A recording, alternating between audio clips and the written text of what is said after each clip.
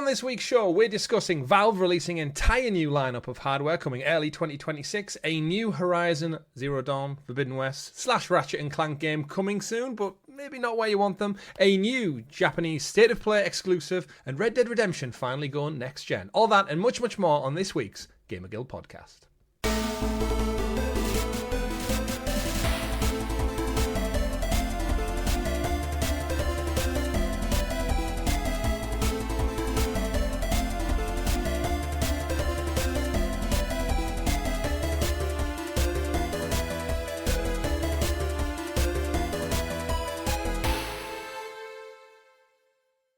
Good game, everyone, and welcome back to your weekly gaming podcast, the GamerGuild Podcast, where we get together and round up all of the week's video game news for your listening or viewing pleasure right here on youtube.com/GamerGuildTV and available up there in those digital clouds on your podcast platform of choice. Your players for the week are myself, the Arcane Rogue, and joining me, in the absence of Mr. Ritchie, the ever-present, the best episode for you to possibly return to as well because of the news, the techie teacher, Tom. Welcome back, the man in green. Thank you, mate. Thank you. Yeah, what a cracker one I've got coming back as well. Let's go for it. How have you been, man? How have you been? Yeah, I'm good. I'm getting, I'm finding some more gaming time, actually. Throwback to the old, the Portal just seems to just keep impressing. Like, the latest update to it, software update, has just made me really, really sort of like relish that opportunity to be able to like stream my library now. One in five PS5 owners have a Portal, which is an insane attachment rate. That's like Nintendo numbers. Of course, we do have a great show lineup for everyone, but before we do get into it, don't forget to like the video, subscribe, and ring-a-ding-ding that bell so you're kept in the loop with all the great content we do here on the channel, like our weekly live streams where we get together with you, the community, and stream something. We've currently got our Uncharted 2 Among Thieves playthrough continuing. Part 3 is live now. Members get it early, so do go check that one out. We've also had the entire playthrough, Tom, of Pokemon Blue. Richie ploughed 17 hours into that absolute classic. That's all available up there on the channel as well. And we'll be back most likely next week with some Call of Duty Black Ops 7, so don't forget to check that one out. But aside from a great lineup, we do like to start every single show with talking about what we've been playing. So I'm glad to have you back. We kind of need this update every time that you jump back on, Tom. You mentioned the Portal. It's just had its cloud gaming update. I see you pop online all the time now, more frequently than you have before. What have you been playing at the moment? Right, so must admit, first of all, I have bounced back and forth between the PlayStation and PC quite a lot lately. I found myself picking up a bunch of new games here and there. Going through the back catalogue, I'm going back through the Insomniac games, playing Spider-Man at the moment. Oh. Then I plan on getting through, because I never actually beat them. Wow. I went through it before, and I'm finally at a very good point of the game. Again, it's an old game, so we can spoil it right at this point. Oh, absolutely, for sure. absolutely. Yeah, Sinister Six, absolutely loving the point that, you know, it finally feels like you're just embedded in that comic book-esque part of Spider-Man now. Just got through Electro and Vulture, just going after Scorpion next. Very much enjoying that. So I'm going to jump straight into Miles Morales and Spider-Man 2 after that. Other than that, we've been bouncing around a little bit, playing a little bit of Arc Raiders actually on PC, and as an extraction shooter, very, very much like very, very positive on that at the moment. Right. Really enjoying it. Okay, yeah. So I need to dig into that then. So Spider-Man, terrific. Yeah, it sounds like you're going to time Miles Morales for Christmas, which is where it's set. Yes. So it's like the perfect seasonal game. Almost like it's planned. Almost like it's planned, yeah. It's like your Christmas lineup of movies. Aye. What else? Which Batman one's set in Christmas as well? Is it Arkham Knight? Or is it Origins? Night? Is it Origins, actually? It might be Origins that take place on Christmas Eve, and that's their excuse for getting around having zero pedestrians in the entire city. Not one individual popping out to the shops for milk at 11 o'clock at night or anything. But what I do want to ask is definitely about Arc Raiders, because we've had a couple of people write in on the channel specifically about Arc Raiders. Me and Richie didn't give it its flowers when it first came out. We kind of missed the boat on that one. I've seen a lot more about it. I've kept my eye on a couple of live streams about it, and I've been tempted about 3 or 4 times this week to pick it up and jump onto a stream, but between work and stuff, it's been a bit busy, so I haven't got around to it yet. But I do think I like it. From everything I've seen, we know it's from the ex-Battlefront dev, so we know it's going to look gorgeous. It reminds me of just the Division Helldivers kind of mashed together in some kind of way. Yeah. And that rings bells for me.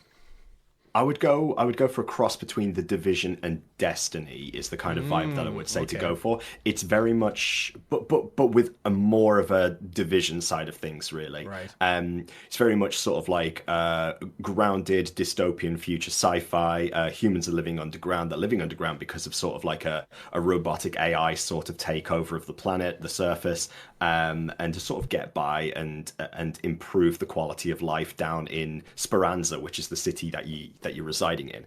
You're essentially going up to the surface. You're going to raid, hence the name, and you're raiding the AI, which is aptly named Ark. So you're just going up there. You're sort of like taking out drones, taking out robots, machines. There's downed machines. There's just general resources on the planet. And the idea is, it's just it's a get in, snatch and grab, get out as quickly as you can. But there's that sort of anxiety-ridden PvP element to it as well, where you're just going to come across some. I'll use the nice word. Some fool out there on the street who's a little bit trigger happy, and you're always going to come across that in an extraction shooter. There's always somebody out there who's gunning for the PvP, but sometimes you just get those really nice experiences where you get people just running in there and they're very quickly like, don't shoot, cool, we're cool, yeah, we're cool. Proximity chat, right? Yeah, it's really, really fun actually. That sort of element, and the community are very, very chill. I'd say at the moment, it seems it's a really good entry point for anybody who's not been in an extraction type shooter before. We've obviously had a history of playing The Division, as we've talked about way in the past, but this is very much that sort of like the Dark Zone sort of elements of The Division mixed with a sci-fi sort of, like I say, a Destiny sort of take on it. Very, very fun. Progression is fantastic. The whole vibe of the game is brilliant, and the sound design is second to none. It is so good. Just listening for those sound effects, those sound cues that are just going to trigger you to thinking, there's something in that next room. I don't want to go in there yet. I'm going to go this way. Horror vibes as well. Yeah, it does everything. I think it's one that I'm definitely going to have to get around to once Call of Duty's out the way. It's an interesting landscape we've got now where Battlefield 6 has done amazingly well. Absolutely gangbuster numbers for a Battlefield title. Ark Raiders out of nowhere is picked up millions and millions of players. And then now we've had Call of Duty Black Ops 4 launch today at the time of recording on Friday the 14th. And I'm very interested to see how Call of Duty's numbers go. I've been talking about for a couple of weeks now with Richie of it's the first sequential game. So we went Black Ops 6 to Black Ops 7. Never done that in before in my lifetime that I can recall. Obviously, we had the Modern Warfares, but for Black Ops to jump without rotating around the three studios. Yes. So between Battlefield, having a resurgence, and then other like new players coming to the market, and the juggernaut that is still Apex Legends, Fortnite, and all the other big things. With it being on Game Pass, we know Microsoft struggled with purchases. I think the majority of purchases were actually on PlayStation 5, which is wild to think that now. I'm curious to see how Black Ops 7 lands, and I know we'll get to it in the news because its reviews are out, but yeah, I keep thinking at some point it's got to stumble, right? It's still always the top-selling game of the year, every single year. At some point, you would imagine it's like either hit saturation point or people just want a taste of something different. But I'm not sure. It's interesting.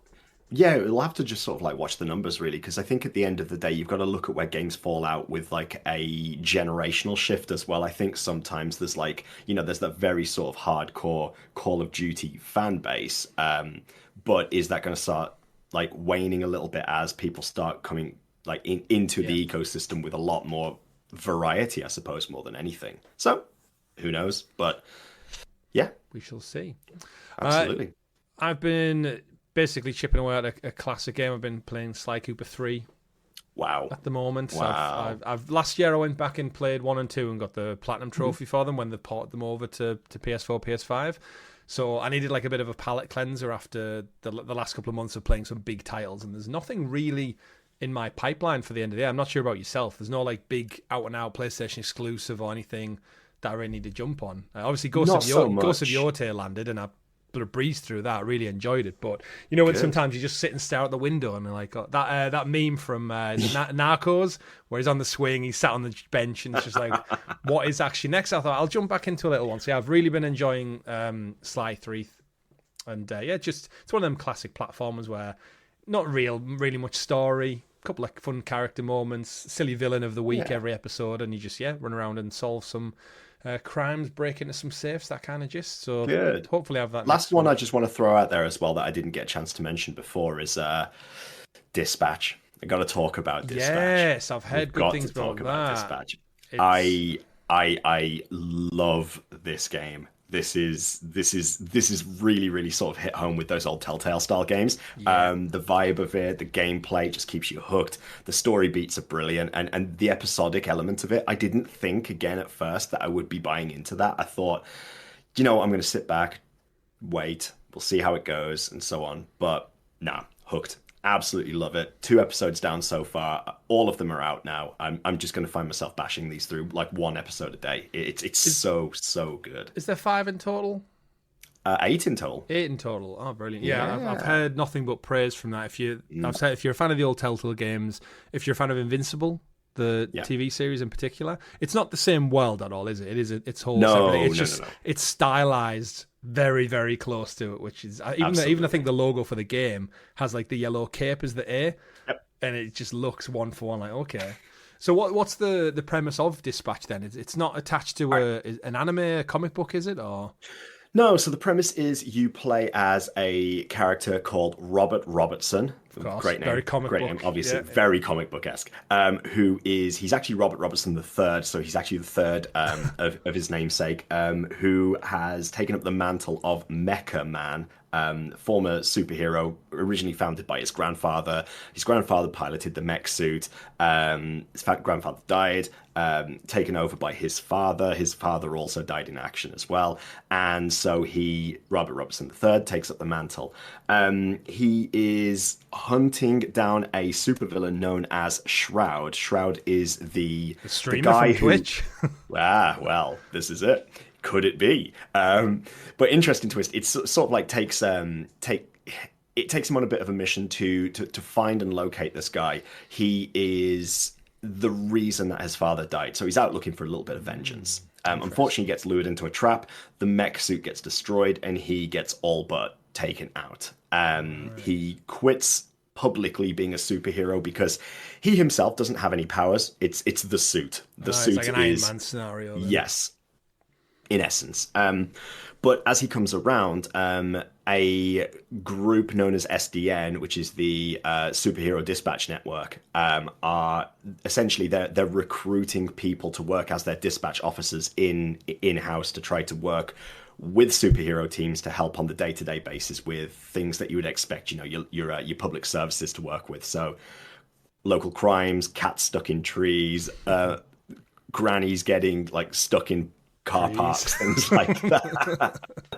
And it's just interesting because you get to work, you essentially get paired up with a group of former supervillains who are on a sort of reform program becoming heroes. Okay. So your job is essentially to keep them in line, to train them up, to sort of navigate the social elements of that and putting the right villain, or the right hero, I should say, into the right scenario for different jobs. Obviously, they have their own perks. They have stats as well. You can level up the stats as it goes along, and you just have to sort of understand what the assignment is, and just dispatch them. Hence the name.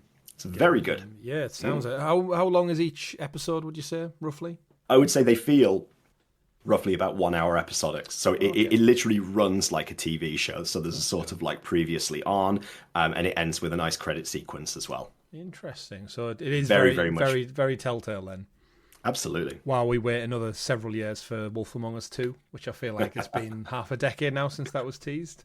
Absolutely. But we will wait with bated breath. Yeah, that sounds good. You've now piqued my interest. You've confirmed my interest in Arc Raiders. You've piqued my interest in Dispatch. And yeah, once I'm finished with Sly 3, who knows? We've got the whole festive season ahead of us. But we'll talk some more about Dispatch a separate time. We'll talk some more. But what we've got in line to dispatch today, Tom, is the news. But we can't do that until you introduce us to the graciously gathered Gamer Guild Gazette, a.k.a. the news. The news. And as always, the news is brought to you by our wonderful guild heroes, those fantastic members of the channel who support us a little bit extra, just like you can, from as little as 99p. You get stickers and badges next to your name in the live chat, and the aforementioned live streams early, such as Pokemon Blue and Uncharted 2 recently, and many, many more in the future to come. So thank you to the wonderful 40 plus people who support us every single month with that. Why not for Christmas? Consider upgrading your tier. You get nothing extra for it, except for we get more support, and that helps us bring you better quality content.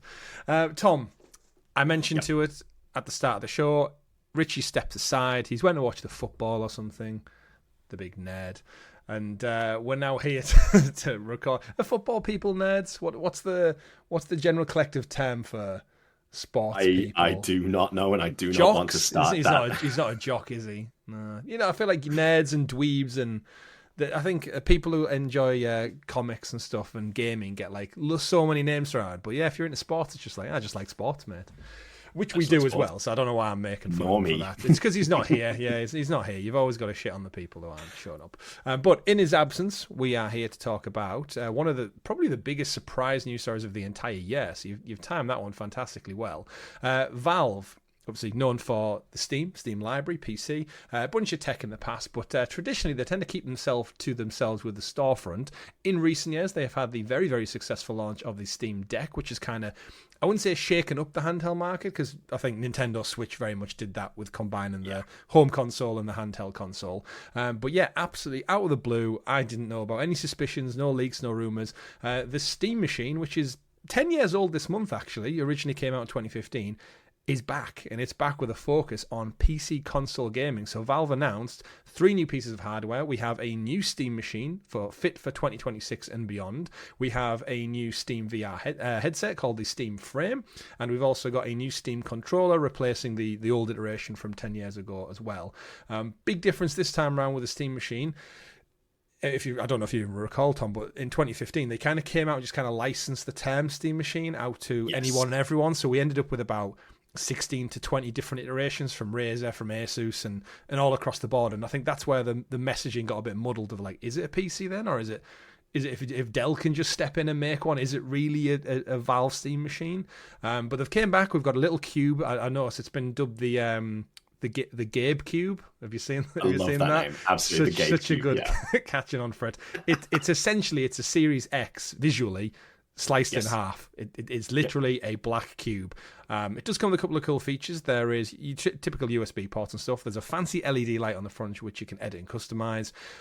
It's got a little panel on the front which you can change, and it seems like that's going to be similar to like the PlayStation 5 panels on the side. You can just pop it off, and there's going to be custom jobs out there as well. But essentially, this thing packs the power of up there, and Valve quote this, up to 6 Steam Decks. And I guess Tom, you're our techie guy, our PC guy. I'll throw it over to you to give us a windowed breakdown of your thoughts on this whole new slate of hardware. Yeah, absolutely. I mean, first of all, can we just give a round of applause to Valve and Steam for actually finally making something to the number 3, releasing 3 pieces of hardware at the same time is something. Is this some sort of like Half-Life 3 phenomena? Some sort of extra prediction going on? Is it foreshadowing? Is it dun dun dun? But no, honestly, I've got to say the Steam machine itself, I think it looks absolutely fucking amazing, to be honest with you. I think this, looking at the dimensions of it, they say it's about 160 millimeters, about 6 inches, give or take, in dimensions. So we're talking 6 inches cube. It's literally meant to be about roughly the same size as, ironically, the GameCube. And it just looks good. It looks good. It looks clean. And I could see having something like that just sat nicely in a TV stand to be able to have that console experience just hooked up to a big screen. It's not invasive at all, is it? It's just not at all. Tidy little block sits in the corner. Yeah.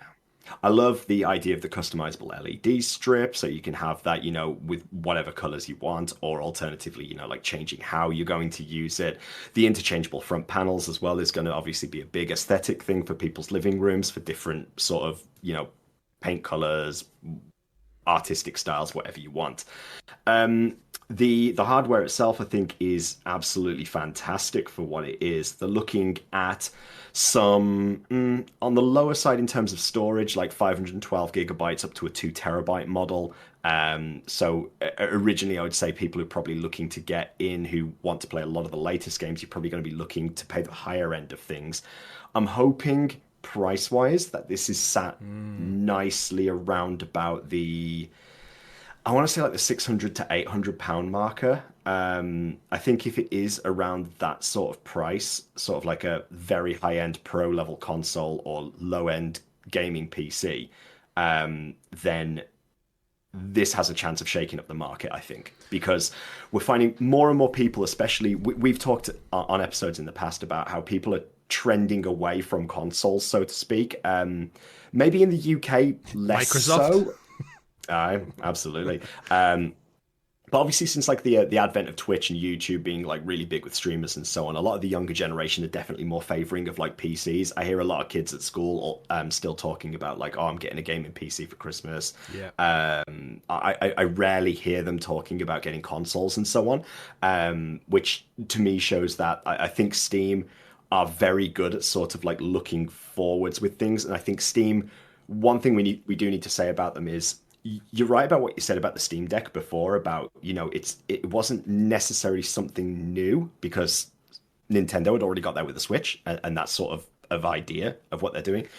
But Steam have also never actually marketed or sold the Steam Deck outside of their own stores. So like outside of buying it directly through Steam or some sort of affiliate link. They've not gone to like your Argos or your Curry's PC World and so on, and gone like, right, we want to sell these things. Steam sort of, or Valve, I should say, are really good, I would say, at sort of being trendsetters when it comes to these things. They've got so much money because of their just their domination of the gaming marketplace on PC. Yeah, I think it was $4 billion they made last year. So the amount of stuff that they can put into research and development on these things to then actually get it out to the public, but not necessarily care so much about the financial recompense that they receive. I think they're more so about shaking up the industry and about shaking it up in a way that is going to move the industry forward, which is brilliant because that's what you want from tech. You want people to be competitive and people to push the next big trend. So we've obviously heard these rumors in behind the scenes of just thinking about like Microsoft and Sony possibly looking at sort of hybrid machines in future. Yeah. I wouldn't be surprised, considering the timing of this, that it does become a sort of the next, maybe not next generation, but the future generation again does look to integrate this sort of, go back to that sort of like home entertainment system stroke PC device, as opposed to just being a games console. Just quickly touching on the frame and the controller, I think the controller looks excellent. The frame has piqued my interest, but I still kind of have that reservation about VR. Yeah, I just think great. We all do. Yeah, if that's where they want to put their money, then by all means. Obviously, they see some sort of future in it. I don't think it will particularly sell well, but again, it depends what they do with it. It depends what they want to accomplish with it ultimately. It goes back to, again, just the storefront. Is if a VR game goes on the storefront, then it's not really down to them to kind of power it in a way, because it's all just ran through these independent parties and devs and game publishers and stuff. And I think that's where the crux of all of these devices, both the Steam Deck initially and then now the Steam Machine revision, is that this thing comes with a catalogue that people have been curating for 30 odd years. And we always lamented like the Stadia, then on Amazon Luna, and it's like, how do you get a foothold in this industry when you don't have the catalogue and the library that gamers have just been accustomed to?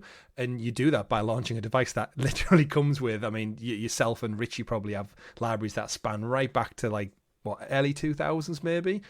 All them little 99p sales and the bundles that they sell out on a weekend, and you don't even ever play it, but you've still bought it and it's still in your library, and now you can play it on a Steam machine. I wouldn't be surprised if the vast majority of people who play Steam actually, their libraries must be worth a grand plus at this point. Like just through like the collective amount of games that they've picked up through bundles, through giveaways, etc., etc., etc.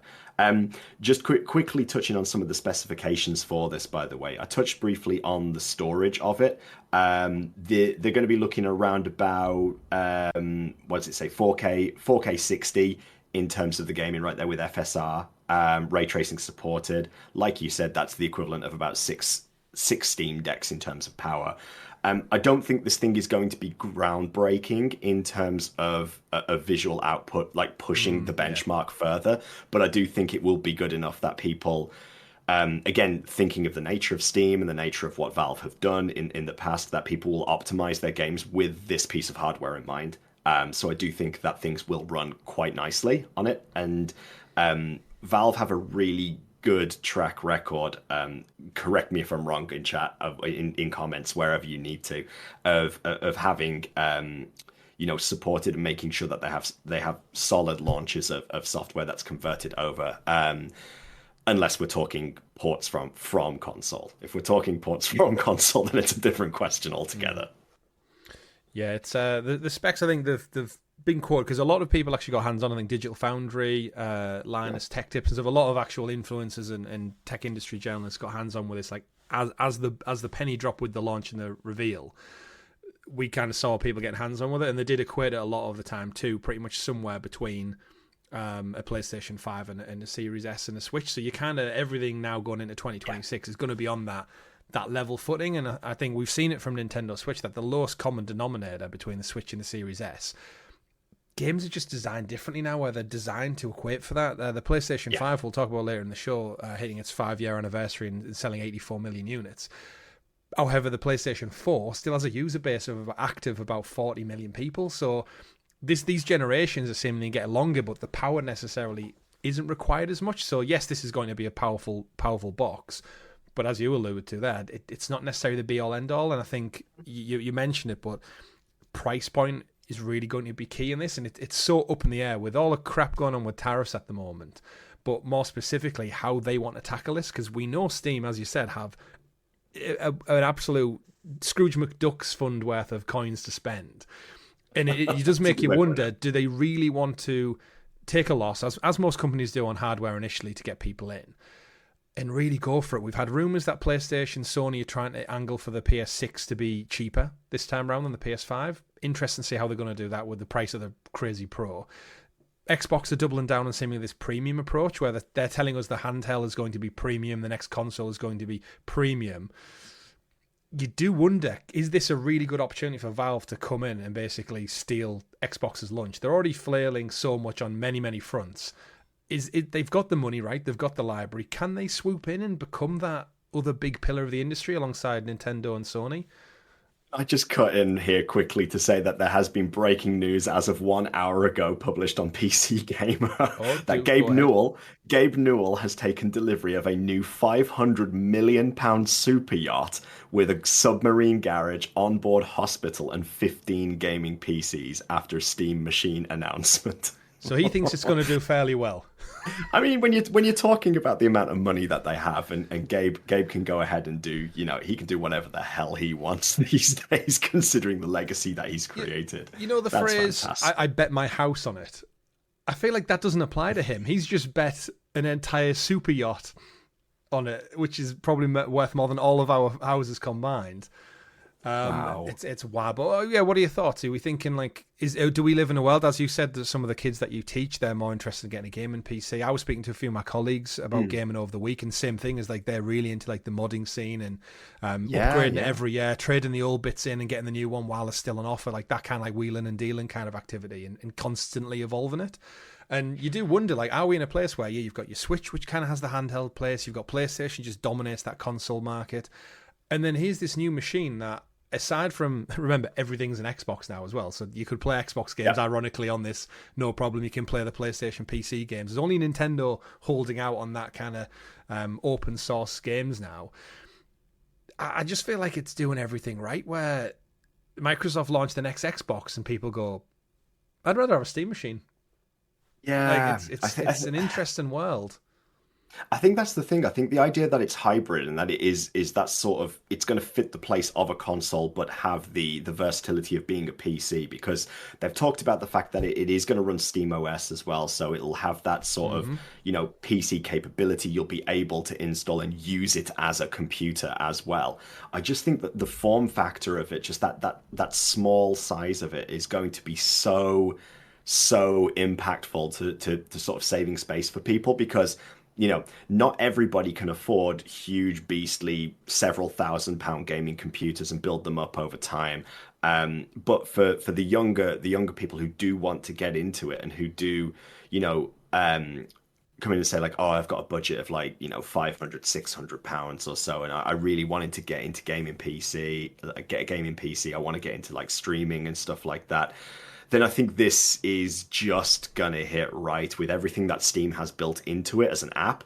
I just think they know what's gonna happen, and I'm quietly hoping for success for it, really, because I think again we've talked about in the past that more competition is better, and at the moment the competition seems to be going the wrong going a little bit stale, I suppose, shall we say. Yeah, it's an interesting one. We've lamented on this channel more than most, probably, about the Google Stadia failure as well, and their biggest problem was always getting the games across. And isn't it so ironic as well how Steam always try to shake the pack up a little bit with the Linux based setup and all the games, and they've got their emulators now to port stuff, and Windows games are just replicated seamlessly. You can't help but feel like it was just wrong place, wrong time, and lack of ambition. Yeah. And I know we've said it time and time again. I will say, though, and I will bring up, I know you said you like it. I don't like the controller. I think the original one looked horrendous. I think the second one, it's the touchpads. I can't get away from it. It's the top half of the controller. Nice. Don't mind it at all. I like the buttons, the layout. I like the PlayStation symmetrical joysticks. That's my preference. And then there's just these two giant, lovely big old tic-tac touchpads stuck on the bottom, and I think in my head I just don't know how I would hold. I know I would perfectly sit with it like we all do when you pick up an Xbox controller for the first time. It gives me vibes of the old 360 controllers that had the attachment keyboard. That extra block underneath. Bulky bit, yeah. I mean, there is a reality where I think Steam know fine well that the majority of people are going to probably just use a Xbox controller anyway. That's the default for PC games usually, or pick up a PlayStation DualSense now. They did very, again, I think smartly say this isn't packaged in with the purchase of the Steam box, the Steam machine, Steam Cube, Gabe Cube, whatever we're calling it. Because I think they know that people, if you can shave 50, 60, 70 pound off the initial price, just keep it out of the box, and you don't need to. So I think that's a tactical move as well. Absolutely. But yeah, I think the VR one in itself, from my opinion, I think similar. I think they want to be in that marketplace, because why would you relent space in a market that it is not. It's not blew anyone's socks off, but it's still a vibrant market. Samsung is still committed to it. Meta is still committed to it. PlayStation, seemingly with the VR too. But it's one of those things, like similar to what we just said about the consoles. Is I don't think VR really needs to improve that much now. They've got it right with the gyroscopes, the controls and the sticks, the fidelity in the eyeballs are kind of right up there compared to what it's ever been. And I feel like VR's it's got to be just a much slower burn, where I think if the price can come down, the developers can have time to get behind it. I think we'll see some wild and crazy things out of VR in the years to come. I just do think its core audience isn't your core gamers. I think people like you, me, and Richie and stuff, we don't want to stick something on our face and isolate ourselves from the rest of the world. I think our preference just is big screen experience or PC experience. And yeah, like I enjoy VR as much as the next person, and I love my PSVR 1, but there is that thing where it feels like it's kind of came and went, and unless there's it's the consistency in games, isn't it? As you see hundreds and hundreds of launches of fantastic things that pique your interest, your point of Arc Raiders and Dispatch to one. Is anyone singing praises about, oh, this week there's a new game coming out on VR, oh, the next week there's another thing? You look at the chart, it's Beat Saber still, it's Job Simulator still. It's like those are like nearly 10-year-old games still top of the charts, which tells me, and they're all games, it ain't very active. They're all essentially games that you are, for the most part, static in terms of your physical position in those games. I think the games where you start to move around, I don't personally feel quite sold on those yet, because I think the idea of like doing the stick flicks to be able to teleport yourself is just so jarring visually, and like for people who suffer from motion sickness, it just makes it impossible to actually do. So until Steam and Valve come up with some sort of like the Omni track pads and things like that you see people using and these companies like sort of investing in. I think until they come up with something like that, which makes it a little bit more futuristic feeling, sort of like the Ready Player One sort of style, where you have a full kit, haptic suit feedback, etc. I think at that point VR could pick up a little bit more, but I think as it currently stands, it's going to do what it's going to do, and that's great for the people who enjoy it. Absolutely. So to kind of wind this one down a little bit, I guess, prices. Where are you going to pigeonhole for a price point for yourself? Like I say, I think I would be happy with it priced around 600 to 800. I do not see it being down around the 400 to 600 marker. I think that's far too low for something like this. I would be shocked if this hits 1,000. If it hits 1,000, I think that is far too high at that point. So I think 6 to 8 is roughly where you're probably going to be looking. And if I see a 699 to 899, then I'd probably take that as a number. Yeah, it's that delicate balance, isn't it? It's like if they could absorb the cost and really go for that like PlayStation, Xbox traditional frame point, they could either rock the whole industry and everyone starts pivoting towards I'm going to pick up a Steam machine. But then if they go too top end, you do think to yourself, well, just get a PC then.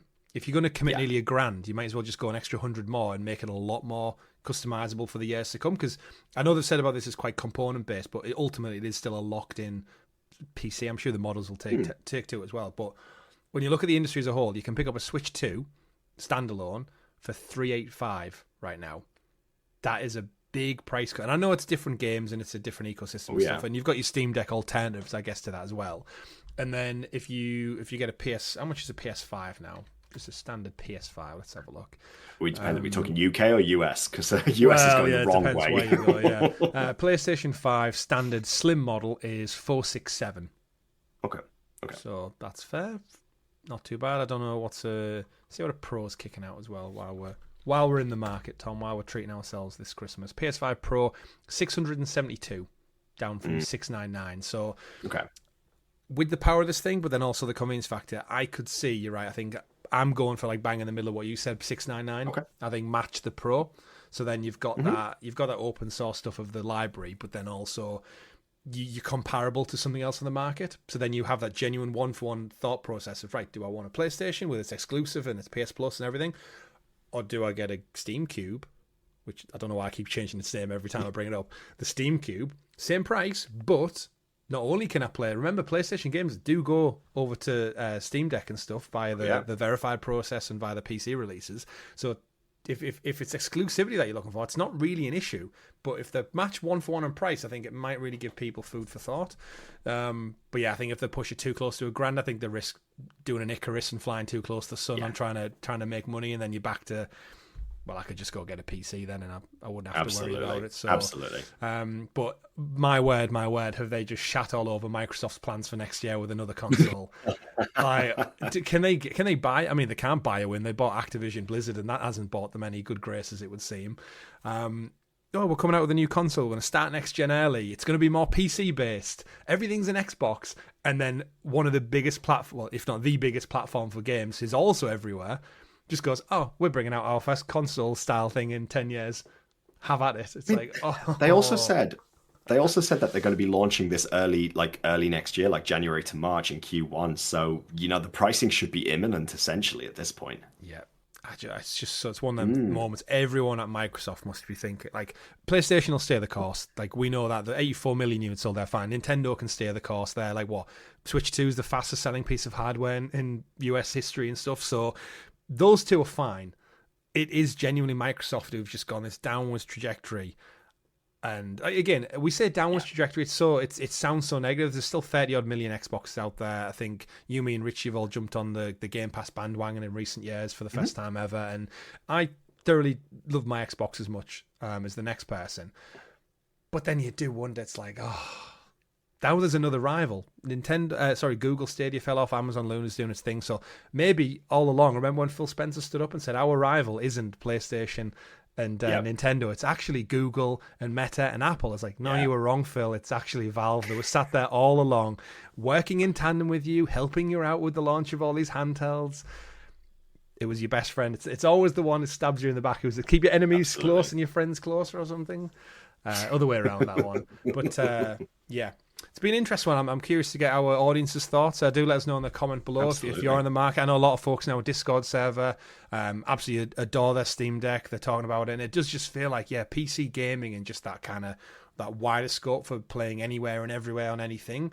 It's bigger and better than before, and I think the industry definitely, especially if PlayStation lean more into this like kind of PC style overlay with maybe just a PS skin.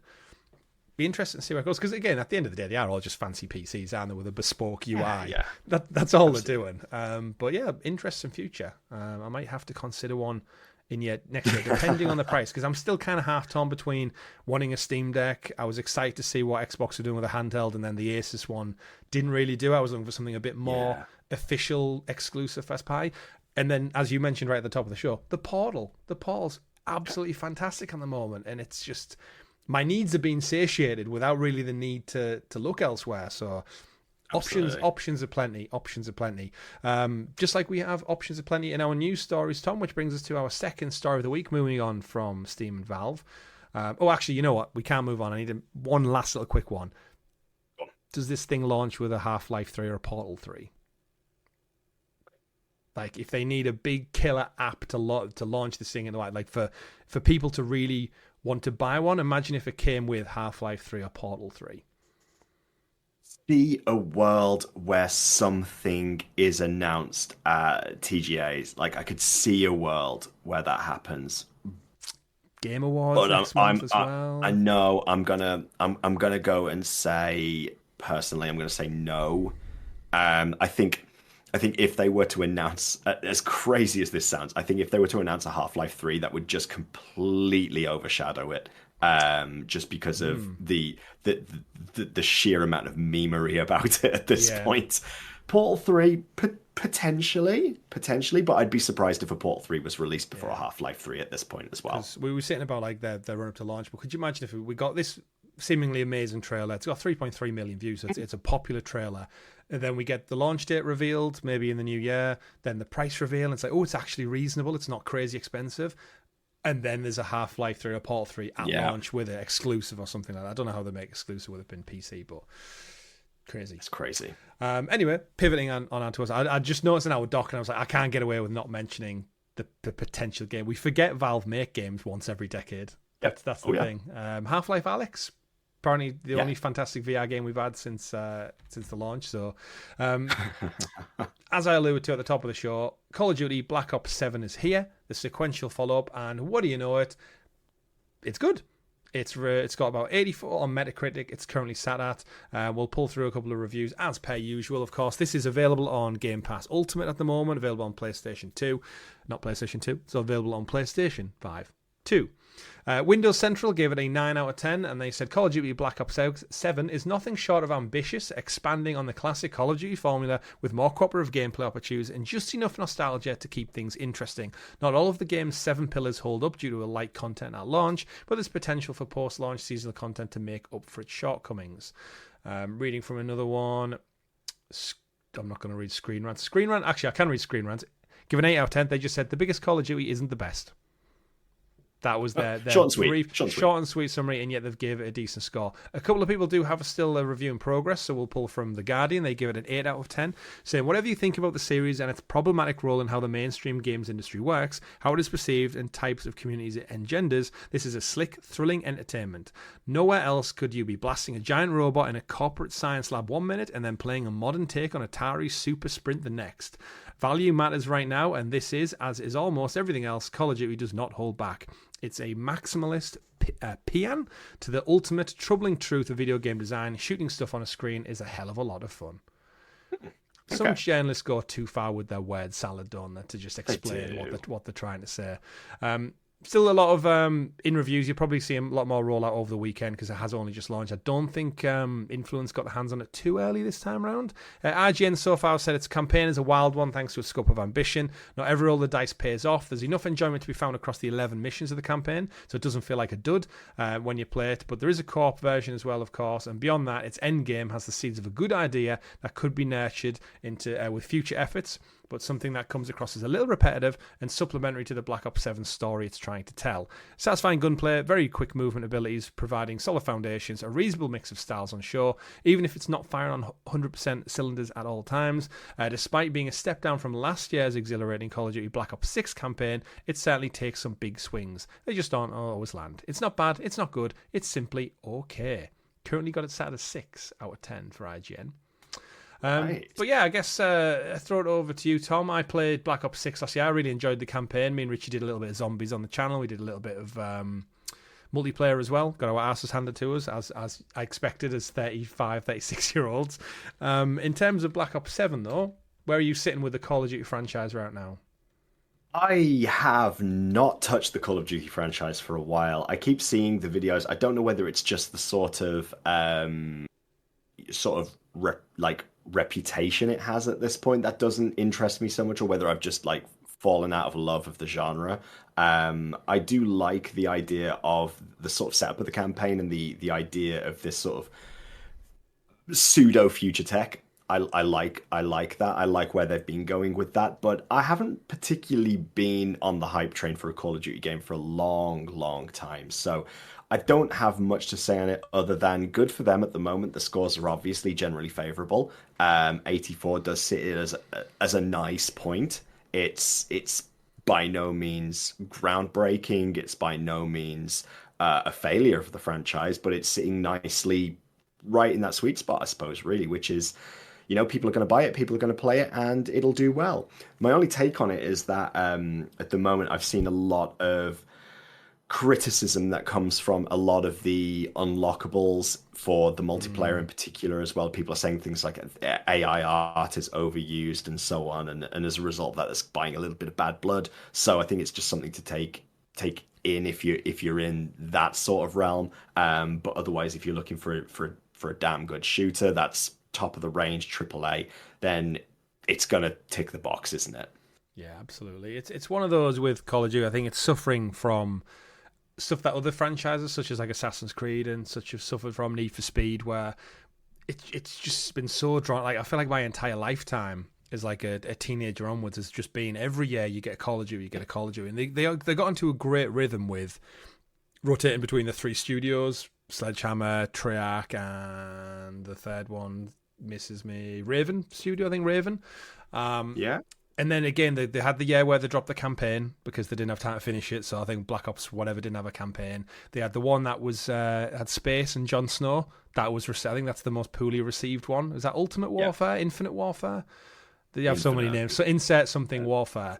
And then kind of got all carried away. We got Warzone, of course, came out, and then you had your kind of Fortnite-esque skins came to Call of Duty, and it started getting more about having crazy fun action rather than like grounded warfare. And I always thought it was ironic how they go from the launch trailer reveal and they say like, oh, we analysed every gun, every weapon to get the correct sounds of like the reload chamber and the cartridge dropping out, and then on the flip side someone's ears got a chicken hat and they're jumping around in a bright neon pink suit with fire boosters on their feet, and you think they're not really the same thing. And this is where I think Battlefield's had a really good boon this year of like they dropped all that and they doubled down on just realism and warfare. And that's why I think your old school gamers and people who are a bit looking for a bit more authenticity in this field, they've kind of flooded to Battlefield because it kind of replicates that. Even last week, I think me and Richie covered it, where there was one skin that showed up that had a slightly blue neon tint to it. Everyone booted off. It got pulled from the storefront, and I think they apologised. Went, you're right. Like they're trying to dabble in it for microtransactions, but keep it simple. And with the whole Game Pass model and stuff, the numbers are now skewed because you can't look at the sales figures because a lot of people check it out on Game Pass, myself included. So I'm not a buyer of the game. I just jump in, check it out. Runs great, plays great. I think undeniably Call of Duty, they've got the shooting mechanics nailed down. It feels so slick. Always does. And that's always been one of the strong points. I enjoyed this campaign last time around, I said, and I think that they are struggling because of the fatigue. they're now stuck in this world where like they're linking in with this nostalgia, but the story's so long in the tooth and a bit wild and zany now anyway.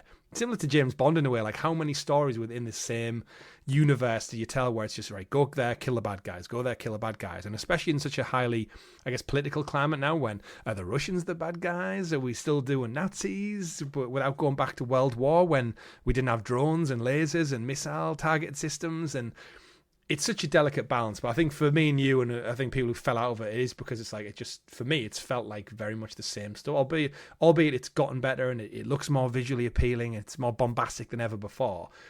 I feel like it's just like treading on the same stuff over and over again. Yeah. And I think, unlike sports games, racing and football and stuff, was like where it's a whole different type of yearly iteration. And I think that's what brought Assassin's Creed down in the end, didn't it? Where it's just like, you keep doing more of the same, and each game seemingly has diminishing returns year on year. But like I said, 84 is a solid score. I'd expect nothing less. I think 8 or 9 is your pretty much standard seal of approval for a Call of Duty game. But a lot of them reviews there, reading them, having not played it yet myself, a lot of those reviews just seem to lean into it's more of the same.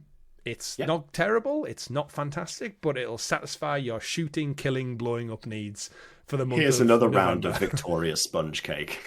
Essentially, yeah. You'll enjoy it, you'll eat it, you'll feel satisfied, and then same will happen when someone brings out the next cake in a couple of weeks' time. Absolutely. Yeah. Good one to take. Let us know in the comments if you are playing Call of Duty, and more importantly, let us know if you're going to join us next week as we stream the game through the power of the cloud as well, and we'll get a first look up on the channel, no doubt, in the coming days. PlayStation did a state of play this past week. Surprised everyone a little bit because we had one not too long ago, back in September. Another one everyone thought, oh, what is this? And then PlayStation kind of announced that actually it's going to be a little bit different. This is going to be a Japanese exclusive state of play, streamed Japanese time, streamed in Japanese with English subtitles. So for the first time ever, we kind of had the tables reversed on us, and the poor Japanese folks, because Sony being a Japanese company, have had to watch game trailer, game announcement, reveals, all these big gaming things in a second language, which you must think must hurt a little bit. Like if everything was made in the UK or America or something, and then we had to sit and watch it in another language. Like, why is it always in Spanish? Why is it always in Chinese? And instead, the poor people over in Japan have had to watch everything done in a second language with subtitles. So we're the people now who finally, deservedly so, have to suffer through reading subtitles. State of Play Japan. Didn't know what to expect. They didn't really make a big song and dance about it. We didn't know if it was going to be the same as what we became used to knowing, or it was going to be something bombastic akin to a PlayStation showcase. We haven't had a lot of announcements from the studios, but ultimately we got a couple of reveals. We're not going to go through them all because I think personally, Tom, it was a bit of a weak showcase. It's one of them. I think it's very much catered towards Japanese audiences' tastes, and we saw that in a lot of the game announcements. A lot of the stuff, disappointingly for me, we already knew about. That's what caught me off guard, is when I was kind of watching. I watched through it with a couple of YouTube channels that I watch, and I did just think, we knew about that from Summer Game Fest. We knew about that from a random announcement. We knew about that from this state of play. Is there any way you'd like to particular start with it rather than go through a chronological order? I think for me, the main takes I took away from it were mostly looking at the hardware aspects of things. So I think that they announced a dedicated monitor, didn't they? That had a charging stand on it, which was the most fucking out of left field thing that I just wasn't expecting. That although weirdly enough, they announced it after the show finished. They brought in the animation of thanks for watching, and then they revealed the monitor. So it was like almost like trying to sneak it in at the end there. It's a separate thing. Oh, by the way, we forgot this one. Push it quick. Add it in. But it's got a little charging stand for DualSense. 1440p it's locked at, which I guess if you sat there close to a monitor, you don't really need 4K. PlayStation leaning in. We know they've got the last state of play we got, actually, I don't know if you saw it, they announced the random tower desktop speakers that come with DualSense. So they're slowly building a PC just without the component of the PC. You've got the speakers, you've got your mouse and keyboard, because Sony have the whole range of PC stuff now. You've got your dual bud earsense with that special PlayStation Bluetooth exclusive that pisses Rich off all the time because he can't use his regular Bluetooth speakers with his Portal. We got a hardware announcement on that one. We got a couple of updates for Gran Turismo as it's getting its first paid DLC. It's called Power Pack, comes out next month. guess if you're into Gran Turismo, that's there. There was a lot of reveals for things like Monster Hunter Wilds gets its new title update drop as well. We saw DLC for Dynasty Warriors coming in January as well, called Visions of the Four Heroes, which is fantastic. My brother will be hyped about that one. But yeah, everything else in between felt like just like little updates. They even started the show with Dragon Quest VII Reimagined, showing off all like the cute little remake of the characters. But we'd seen that. Octopath Traveler 0 got a demo announcement, but we'd seen Octopath Traveler 0. So yeah, I kind of watched the whole thing just thinking, it's either not for me or I've seen it before. There was no... And again, I know from a Western audience, we've got just very different tastes and stuff, and a lot of the anime stuff is just lost on me because I'm not into it. But yeah, I think the biggest announcement that came out of it was the new expansion to Elden Ring Night Reign, wasn't it? Absolutely, so that was it. Yeah, Elden Ring. Always ever the popular. In terms of the villain, I know a lot of people were calling out it, the big boss in it was Dark Souls boss at the end. Is it Virtuoso, I want to say, is he called? Or Virtua? I can't remember what his official name was. But Elden Ring just keeps the gift that keeps on giving, right? Yep, absolutely. Did you ever get any further in it? I know Richie got to a boss or two. No, you're more Dark Souls inclined than any of us ever have been. I'm in a bit of an awkward it's complicated phase with Dark Souls at the moment, where that's my relationship status has changed with it, where I have Elden Ring. I never really picked up Night Reign. Whether I will or not still remains to be seen, but I've got Elden Ring. I've just never really played through it. It's just been sat coincidentally on my Steam library more than anything. So maybe one day between January and March next year, we'll see. Yeah. But no, I know obviously a lot about it. I've heard about the great successes of it, and I know how big the numbers are for it and how much it has done for FromSoft. So great that the DLC is coming out, and great that they're adding more things that taps into those more historic Dark Souls stories, I suppose, really, more than anything. So yeah, cool. Yeah, I think Night Reign's the Elden Ring thing. I don't have the hours or the patience to play. Like it's one of them games me and Richie just appreciate from a distance because it's just too hard for us, and I don't have 100 hours to get good, as they say. But yeah, Night Reign being like a multiplayer kind of like a component similar to extraction shooter almost in a way. It's interesting to see it, and then they're just building on top of that with, I guess, content, which because it's multiplayer, I guess it kind of needs like a roadmap to just like keep adding more and more stuff on. So it's odd to see and to get it so soon. But yeah, new kind of characters and stuff, new bosses to fight, and just more Elden Ring. It's wild to think how successful a new IP has been, and now it's got Dark Souls in it. It does make you think, I wonder if they could go back and reflect. They would still call it Elden Ring, or they would give it like a more connected universe, so it was all they could all bring it full circle. But yeah, nice one to see. A couple of other ones we got. There was a new one from the people who made, I can't remember, Palworld. That was it. The people who made the Pokemon rip-off game. They're back again, and not only are they back, Tom, but they've also made another game which very much looks like it again. Looks like Silksong. This is a Metroidvania-style action game. It's from Pocket Pair Publishing, developed by Frontside 180. But yeah, its core mechanic, if you look at the trailer, it's pretty much Silksong, which, similar to how they got away with the Pokemon stuff, I think this game will do really, really well because it's so close to the cut from the same cloth. Nevergrave, The Witch and the Curse. I watched the trailer and think, if you on another day didn't know that much about certain games, you would just think this was Silksong. If it wasn't like a little boogie anthem. I think Pocket Pair are now cementing themselves as the team that sit there and go, what's hot as shit right now? Let's make that. let's just make that game. Let's just make that. Yeah. So just copy my homework, but make sure you change it enough. Yeah, that it's not too different. And it's what's frustrating as well, I guess, is it looks good still.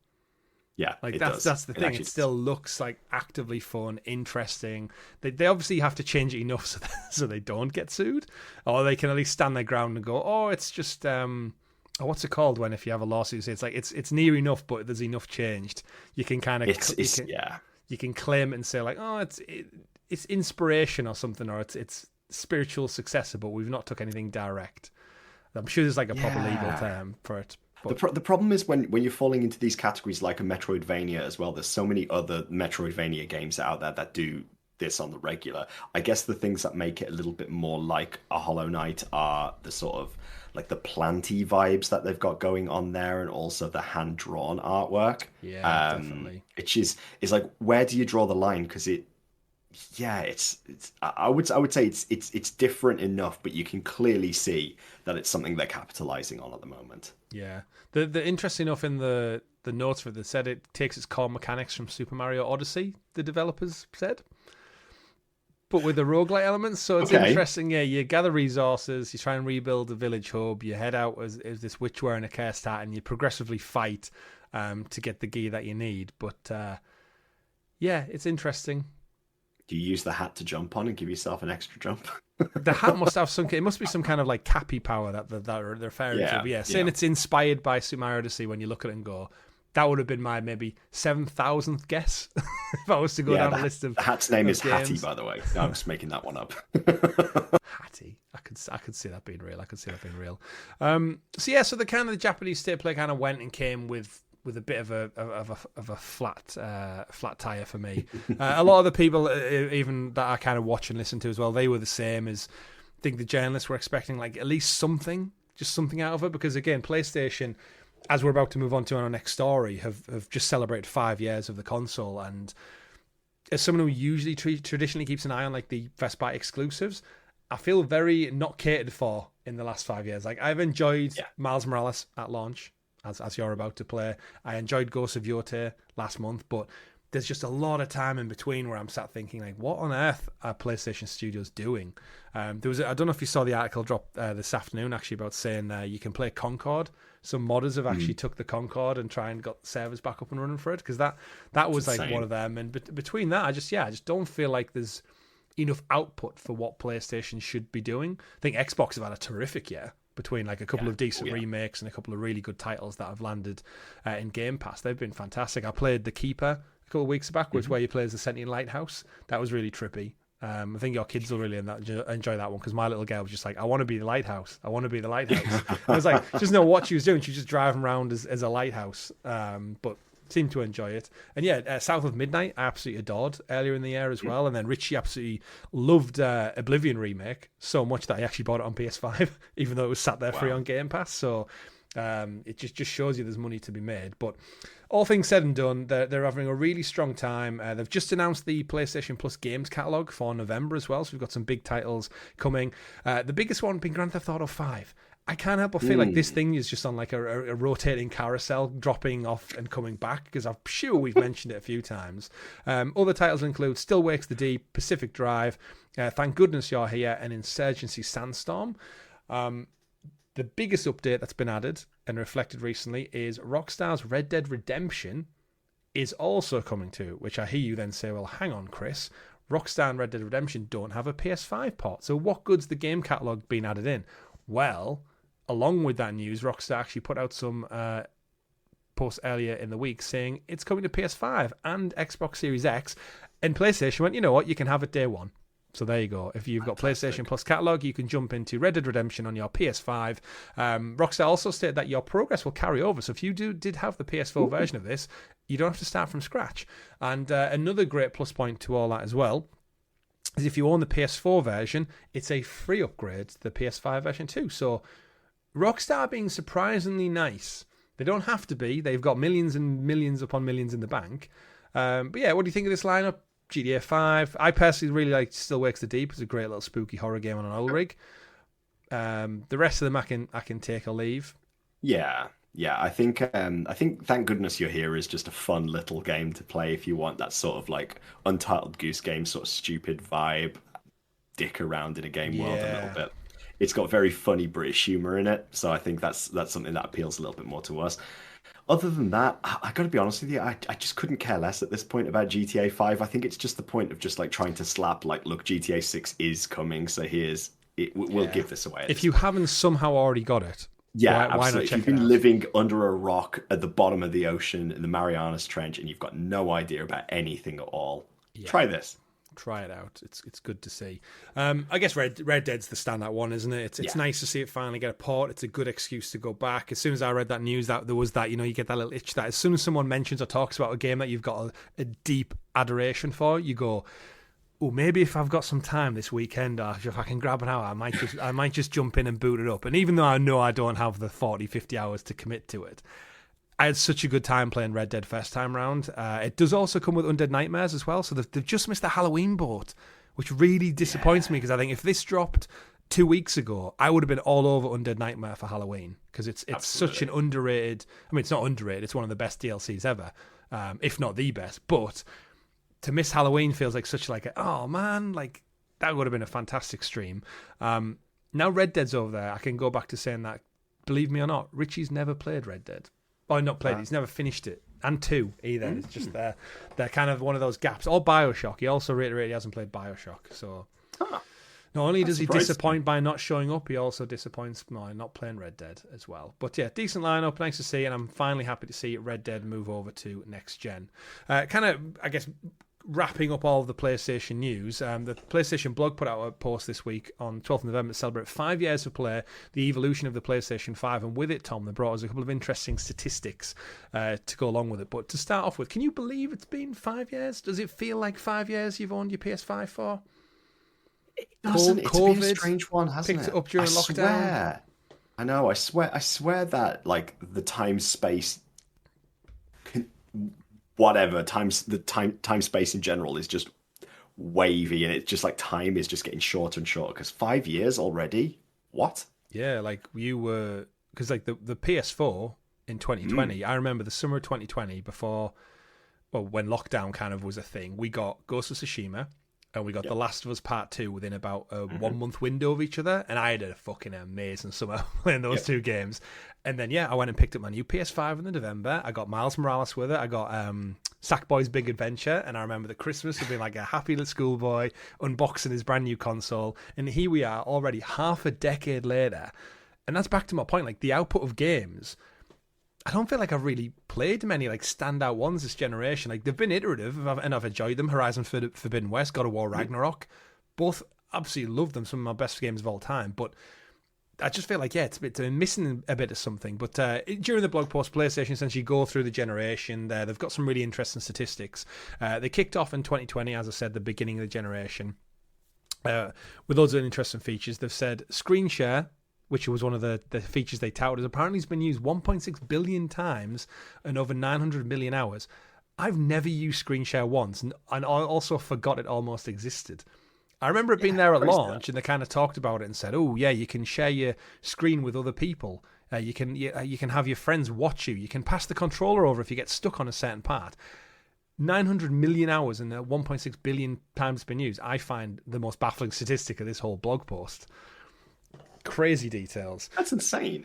Absolutely. 2021, they said cross-generation share play. There's been used 700 million times. The PlayStation app integration has seen 5.6 billion game captures shared. That one I can believe. I've used photo mode, I think, more this gen than I ever have before. It's very much a kind of staple in a AAA beautiful-looking game that you have to literally stop and smell the roses, don't you, and take a picture of them and pop a filter on and add the logo and add the frame and then share it to your app. I wish the app didn't delete stuff so quickly, though. I think it only keeps holding for 14 days, maybe. Yes. And then you forget and you go back and go, oh, I'll pull that for a wallpaper background, and it's gone. You think, damn it, that's gone. Too bad, so sad. Moving on, we got lots of new controllers, lots of new accessories, of course. The DualSense Edge was announced back in 2022, which, again, insane how pricey that is, but it's still there. Cloud streaming access for PlayStation 5 launched during the demise and the death of Google Stadia. PlayStation hit us with a full game catalog, game trials purchased from the PlayStation Store alongside cloud streaming. They then pushed the boundaries with brand new accessories. We've got the VR2 launched alongside the PlayStation Buds, and for you, me and Richie, the PlayStation Portal launched as well. Did you get the black one? I got the black one when they released that version. Yes, that's the PS2 one, isn't it? That black, midnight black color palette. Yeah, I had the white one, and I've got the 30th anniversary edition one now. You have, which I traded in the white one for it. So it's that thing where I love playing it, but when you You also think I should have just left it in the precious box. of it. I am very precious. Yeah, if I ever see my daughter with it, it'd be one of those like horror moments. So in the midst of that, they also celebrate their 30th anniversary. 30 incredible years of PlayStation as well. Moving on to 2024, we got the PlayStation 5 Pro, so that's already 1 year old as well, pushing the boundaries, and I think arguably if the games are on it should in theory outside of PC be the best place to play AAA games at home. And then, we round out 5 years of play. And PlayStation, from their stats, they say there is more than 7,500 PS5 games, a lot of which I'm sure are shovelware.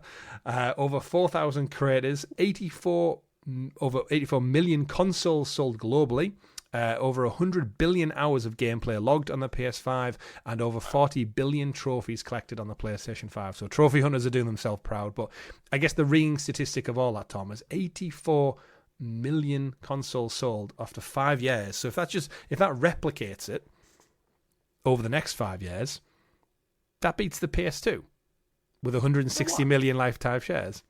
Just looking at that statistic there of the top 3 most played single player games: Assassin's Creed Valhalla, God of War Ragnarok, and Hogwarts Legacy. I'm quite surprised by that, actually. Like, I can see Ragnarok. Mm-hmm. Fair enough. Hogwarts Legacy, I guess. Hogwarts Legacy pipped Call of Duty that year. It's the first time Call of Duty has not been the biggest selling game. So that's mad. People love a bit of Potter. Yeah. But right. What do you think? 84 million? Can it do another 84 in the next 5 years and take it past the PlayStation 2's record 160 million? I don't know. I think the PS2 is going to still kill that. Where do you think the generation's going with this thing? Because I think sometimes my PS5, like as we said there, the way time sometimes feels and the lack of game output, I don't feel like it's even got started yet. And that the rumours and talking about in the next 2 years, I have to think about somehow forking out another 600 odd quid for another console. And I just look at it and think, it absolutely serves its purpose. I don't look at any games and think they look old. I don't look at any games and think they'll run poorly, albeit like a couple of framey things and bugs here and there. Like, I'm just... Yeah, Chris. At this point, it's the argument of diminishing returns, isn't it? Really, it's got to be whatever is groundbreaking and changes the experience. I think because I think graphically we're looking at diminishing returns. Like I don't see loading times getting any quicker. I don't see. I mean, you already can't even read the helpful hints on the load screens now. You get like halfway through the sentence and then the game boots in. You think, shit. Missed my my special tip. The one thing, because you'd like to think it would tail off from that. I think the Nintendo Switch was almost on track to catch up with the PS2, and then Sony added another 5 million sales onto their record out of nowhere on the 30th anniversary, which I think is such a smart ass thing to do. The big difference for me this generation is Grand Theft Auto next year. I know it's just recently been delayed, November next year. This console, PS5 in particular, is already on a good track record as it stands. 84 million, it's the fastest selling PlayStation of all time. It's keeping toe-to-toe with the Switch for all intents and purpose. The big difference in 2026, Nintendo Switch ain't going to have GTA. Xbox is, but we've already lamented their problems enough on this episode. I keep saying to my colleagues, my family, when I talk about it, saying that GDA is going to be so big. And actually, weirdly enough, Richie, I don't know what the comments said in last week's episode, Richie doesn't think it'll be that big as everyone's making out. Really? He doesn't know. And really? I'd be interested to see where you sit, because I said, we were talking last week about the delay and saying that everything else kind of needs to get out of its way, including Marvel's Wolverine, which was set for fall 2026. Richie doesn't think that they would have any overlap or clash, and I was completely against them. For the first time, we had totally different opinions. When I said, I think you need to avoid GTA like the plague. Even though they are similar, like they're not exactly one-for-one games, I think just the zeitgeist this game is going to have, everything in its gravitational pull will get eaten alive. Whether it's a good GTA or it's bad or it doesn't quite hit the same as the last one, I think just the general public of the planet is going to be consumed by this game. Well, You just have to look historically at like what GTA has meant in media. Like it's literally the game that got reported for this, that, and the other in the public eye to the world. So when you talk to people about games, to the general masses, like that they know GTA because of things like, obviously the huge controversy around things like hot coffee back in the day and stuff like that. It's just the content of the game is always so debatable. And when the general public get wind of what's happening, it becomes, it just generates such its own zeitgeist, doesn't it? It has its own such a gravitas that everybody knows what it is. So I would say that, yeah, it doesn't matter whether it's a good game, whether it's a bad game, it will sell. It will be a system seller. It will draw attention. And yeah, I mean, you can just see, like you'll be like me. We have friends who are either sat on a PS4 still, or they've got a PS5 maybe, but they don't really play much outside of like your FIFA or your Call of Duty and stuff. And when this comes around, I guarantee everyone's going to be talking about it, because everyone's going to come out of the woodwork and go, oh, I remember the last one back when we were like 23, 24-year-old. And it will be like a moment in time. And if you're an influencer, if you think about the way the zeitgeist work, if you're an influencer and you're not streaming or playing GTA, what are you doing with your life? Yep. If you're a news outlet covering technology or any kind of just big stories, you're going to be covering this. If you are politicians, there's going to be conversation around guns in games and violence and prostitution and everything else that's going to be wildly brought up in Grand Theft Auto again. Big difference this time, it's going to look so photorealistic. Anything slightly 18 plus content, it's going to be more graphic.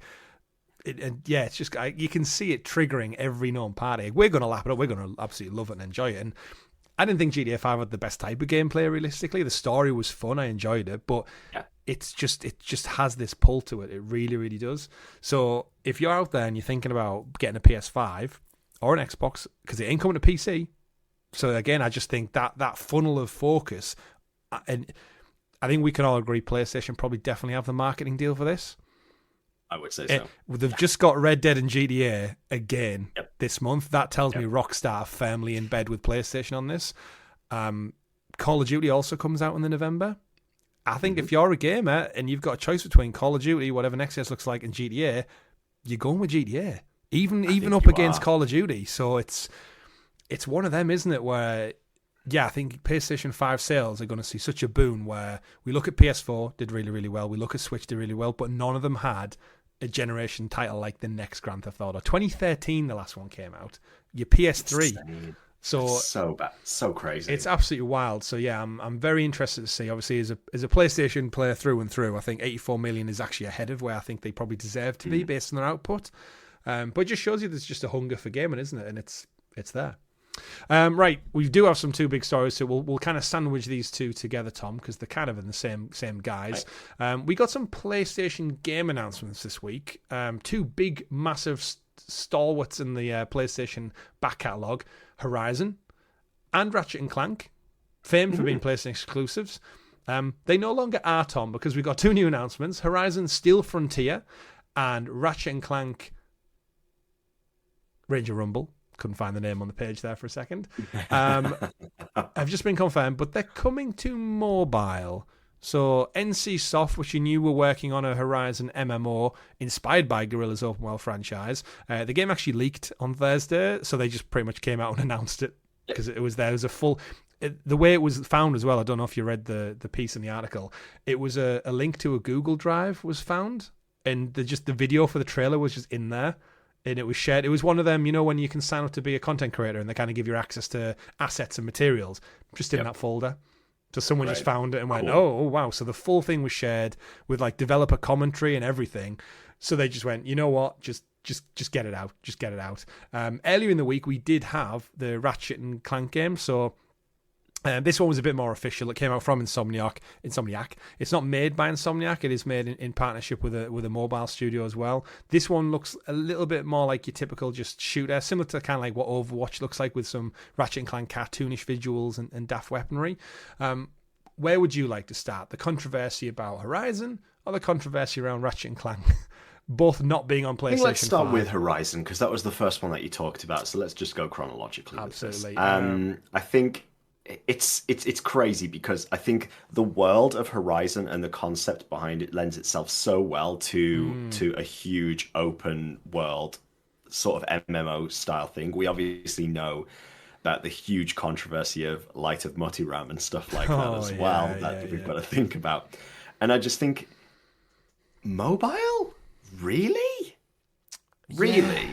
It just seems it's such a it seems like such a wasted opportunity. Yeah. Like, don't get me wrong, the game looks good in the trailer. Like, it does not look like a mobile. But then we need to remember, mobiles, the latest iPhones run like the latest Resident Evil game and stuff now. So your mobile, the device in your pocket is by no means a slouch. But yeah, just not putting it on its native home seems like such a sting to fans of the franchise, fans of PlayStation. Again, I've just lamented PlayStation's output this generation. If this was coming to PS5, I'd buy it and check it out. But what I'm reluctant to do is play it on my phone because I don't want to. Name's pretty sick as well. Horizon Steel Frontier. That's a cool name. And robot dinosaurs are cool, and I think it does lend. It very much looks like Monster Hunter as well. Like, it lends itself to an MMO. Like you said, the character of Aloy, for the most part, you can pretty much just swap her out and just give a random character in that world the weapons and the tools to just go fight giant robot dinosaurs. That's cool. I just think it's a world that they could have like a good live service plan for as well. Like, if Sony were able to put the resources into it and get it out there, I think there could be an audience for it. I know for sure as somebody who has had like quite a past of MMO experience, and I try to keep up with a lot of news to do with MMOs and so on. Mm-hmm. The marketplace is very, very dry for something new. Yeah. In it at the moment, and I think potentially, but please tell me that, you know, we're gonna move away from just the mobile thing, because I do see another like Diablo Immortal style thing where they just turn around and guerrilla games. I remember that groan. You guys have phones? Yeah. Oh, yeah. That noise when they announced it for mobile. Like, to be fair, we should say it's also for PC, so mobile and PC. Yes. And you know what? As I watch this trailer, it does look good. Yeah, like, I think the initial, you hear it's mobile and you go like, oh, it's another brick breaker Candy Crush game. I think it's not. It really isn't. It is a fully fledged action MMORPG, and I think I'm interested to see where the multiplayer element comes in. Like, you're in a squad, you're in a fire team, but I think make your character, add all them, you know, like the ridiculously stupid hats some of them wear in Horizon when you see them in the cutscenes, and you think, how can you even walk straight with that thing on your head? But they've done VR, now they're doing mobile, and I think PlayStation clearly look at this franchise as something that, I guess, goes beyond Aloy's story, which I think they want to do in a weird way. Like, Forbidden West was great and good, but I think the story, especially near the end, if you've not played it, got a little bit carried away with itself from what was essentially quite a grounded post-apocalyptic story in the first one. So we know we're going to get a third game. We know we'll see that, no problem. But yeah, the devs have actually came out and said like they do want to have it on PlayStation 5. I think there's been that much of a backlash. They've probably been asked at every press junket they've done already, and they said, yeah, the franchise is doing perfectly well. We're doing this as mobile, but they have said, yeah, the most common reaction after the announcement was, why isn't it coming to PS5? And they've said, NCSoft, the devs have said, there is no reason not to bring it to a PS5 console. We'd like to do it, but it's not something we can decide on our own, so we need to proceed with discussion. So it sounds like they've been contracted by PlayStation to make it for mobile and PC.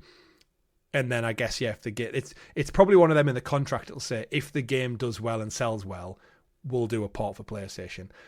It just, as a PlayStation fan, it seems the wrong way of doing it, doesn't it? Yeah, it does. It just seems like, considering it is considered like one of those sort of like staples first party type things, really. I think for me, one of the big things that sort of confuses me about it is, I guess maybe it's because we're not so much in the mobile gaming marketplace ourselves, where we're not playing games like Resident Evil and so on our phones. How big the player base is for stuff like this, I suppose you've got to be in it to recognize that, because it does just seem like PC, great.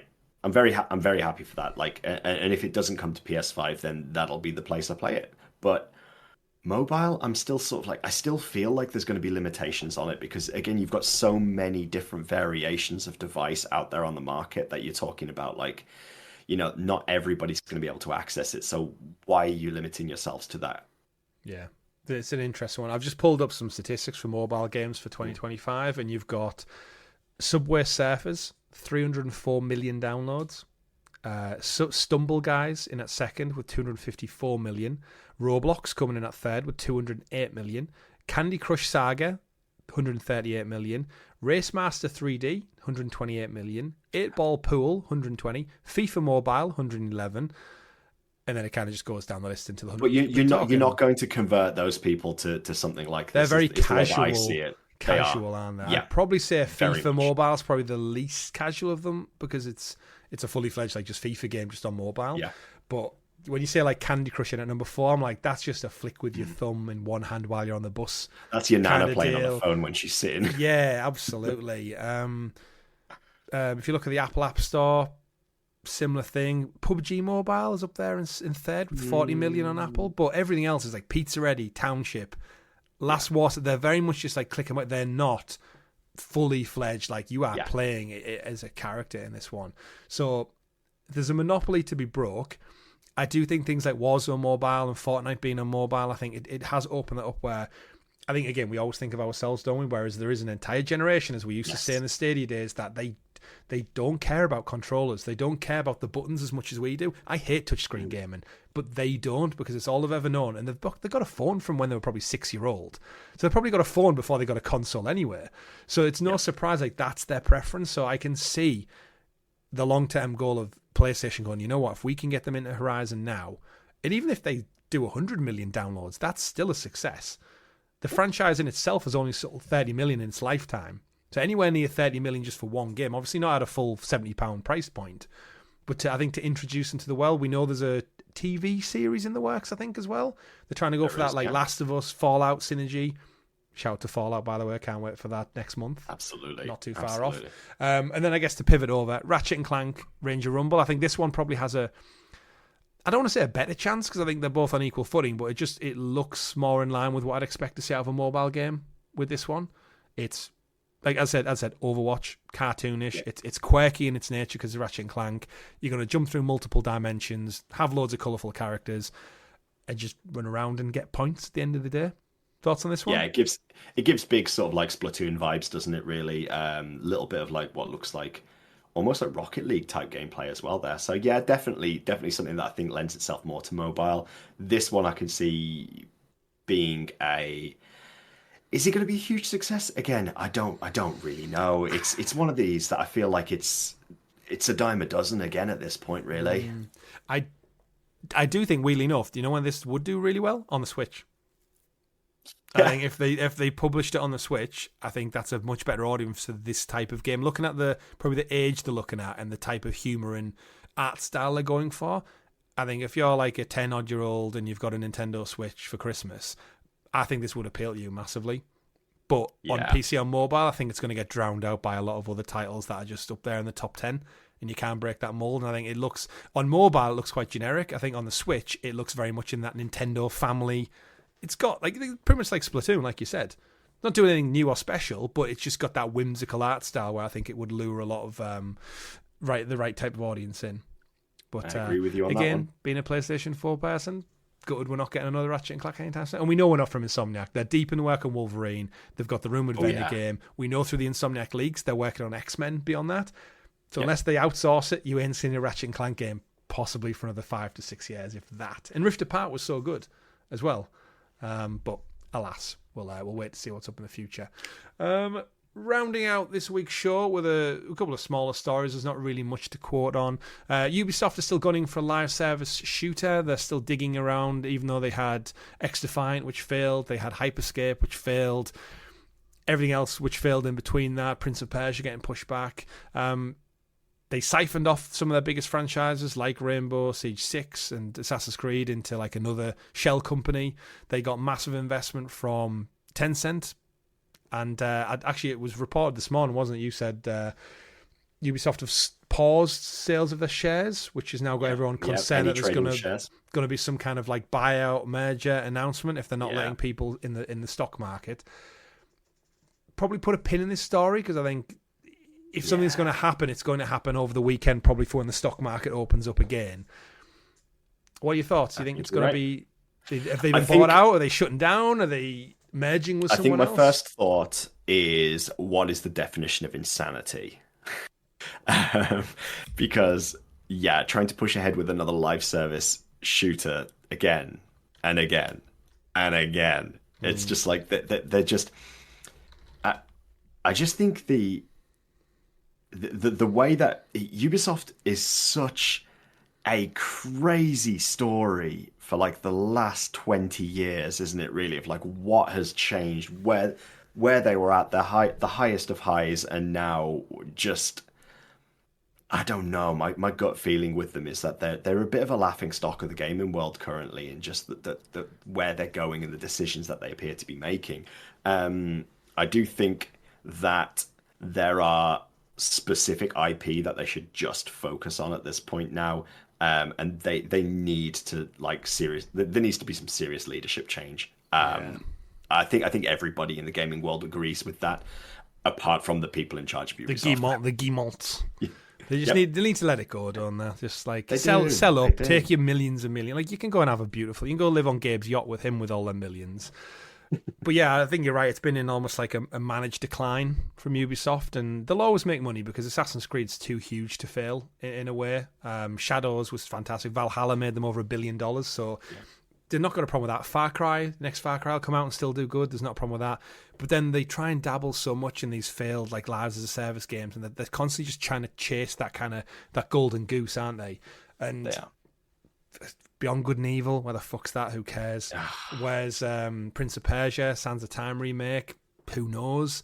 Splinter Cell? Who knows? Rayman? Who knows? Like, they've got all this IP that they are sitting on.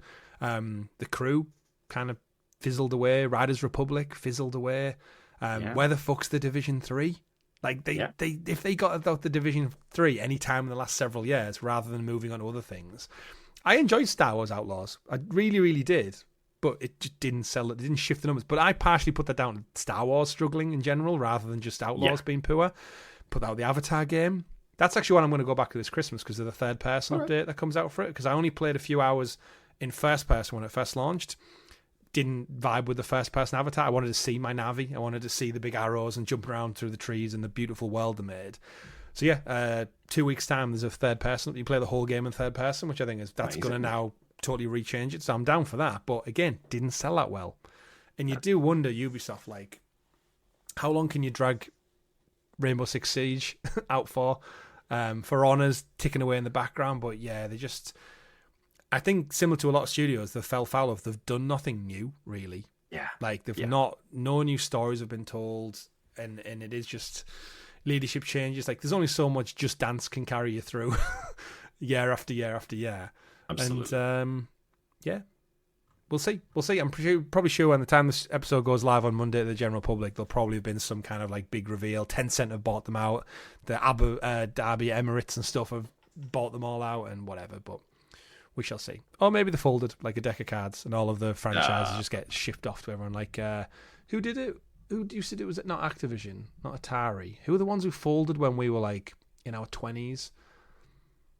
THQ. That's what I'm thinking of. Yeah, because then they came back in under THQ Nordic, didn't they? Yes. But all of the games we used to love was THQ at some point. And then the last one, rounding out the show, Tom, Super Mario Galaxy movie got its first trailer, and we now know we've got Rosalina and Bowser Jr. showing up in the trailer. Rosalina being voiced by the Nintendo superfan that is Brie Larson. No surprise there. She did the Switch 2 adverts earlier in the year, so it's like she's clearly like in there with Nintendo. And the person voicing Bowser Jr., I have no clue who he is. Yeah, Benny Safdie. He's only previously been listed in like directing roles, so it's interesting. But I saw a few reactions where his face showed up, and everyone kind of just went, "I don't what's he doing?" But I half thought they were just going to go with Jack Black and just pitch his voice up a little bit to like a child. But yeah, what are your thoughts on the trailer? Love it. Absolutely love it. I love the vibe that it's given. Sat down with Josh. We watched it together, and we were just like we're gonna go watch this together. We're absolutely gonna go watch this together. So, yeah, I gotta say, like, I know it wasn't the greatest rated movie, and I know its its story is very straightforward, but the Super Mario movie was good. It was good times for me with where I am at with my kid right now, and I think just the next logical step, the Galaxy movie is going to be fantastic. I'm really looking forward to this. Yeah, exactly the same. My plan is I haven't took my little into the cinema yet, so it's a case of like, well, how do we stack this up? And next year is essentially Mario, Frozen 3, and I'm sure there's another big one, which is like, right, what a great, the Bluey movie. So next year is like the year to start taking her to the cinema. The kid movie, yeah. I'm with you. Like, I enjoyed the Sonic movies as well, but I thought, Mario, even though I'm like not the biggest Mario fan, I've enjoyed the games, but I'm not like, he's the biggest thing ever. I thoroughly enjoyed the movie. That was fun, whimsical. It was that thing where I think it's definitely aimed at kids, and there's a good reason for that. I think Nintendo have always found there's a market for kids and family. It is their bread and butter. Galaxy looks fun. I'm interested to see how they're going to introduce all these new characters and worlds, and do we see like little cameos of when they fly past the planet and it's full of Yoshis, or it's got Pikmin on it, and then the Nintendo universe exists? Do we fly back and there's Metroid Prime in the background? Like, do they start adding these Easter eggs in? We think we're getting a Donkey Kong spin-off movie at some point as well, which I can see this. Mario is going to be, you're going to get a Mario movie from Illumination. How many? We've got like, 4 Despicable Me movies, 2 Minions movies. This is going to be milked. Rightly so, for as long as it needs to be. There'll be a Luigi's Mansion spin-off. A horror, like, I mean, it would work, right? Luigi, we saw his mansion in the first game. Like, I would totally watch a Luigi's Mansion movie. Yeah, fun, whimsical, one for the family, and hopefully we get another absolute banger from Jack Black as well, because that Peaches one was stuck in my head for a good 2 months when that movie came out. But hopefully you won't have to wait that long. But we like to end every show by rounding up what this day is in video game history. We're recording on November the 14th, so looking back, anything stand out for you, Tom? Yeah, absolutely. I mean, first on the list right there, 32 years ago in 1993 was Sonic Spinball. I used to play the shit out of that game on my Mega Drive back in the day. I don't know what it was about it. Just Sonic the Hedgehog. You didn't have to pay for it. Typical pinball costs you a fortune in real life, doesn't it? The fact you could just mash those buttons.